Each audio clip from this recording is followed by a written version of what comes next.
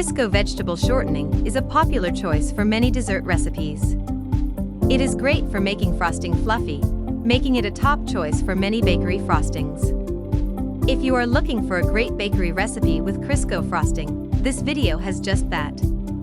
This frosting recipe is easy to make and requires little baking experience.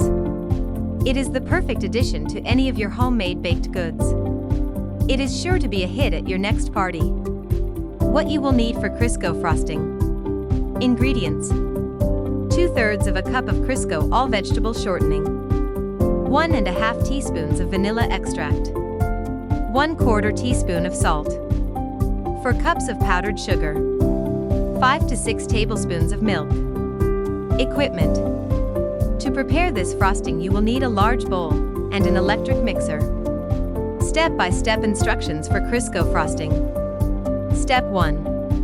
In a large bowl, beat together the shortening, vanilla, and salt on high speed until they become fluffy. Step 2. Add the powdered sugar to the mix. Beat the mix on low speed and gradually add the milk until the mix is smoothly blended. Step 3. On high speed, beat the mixture for approximately 2 minutes until the frosting is smooth and creamy. It is important to beat the frosting for long enough in order to make sure it has reached a smooth and creamy consistency. Step 4.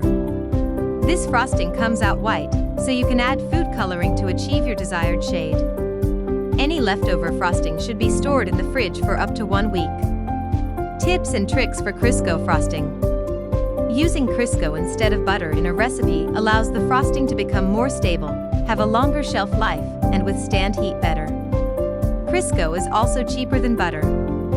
This is why many grocery bakeries use Crisco instead of butter for their frostings. If you need to make a lot of frosting, Crisco frosting is a great choice to make as it is easy and will last.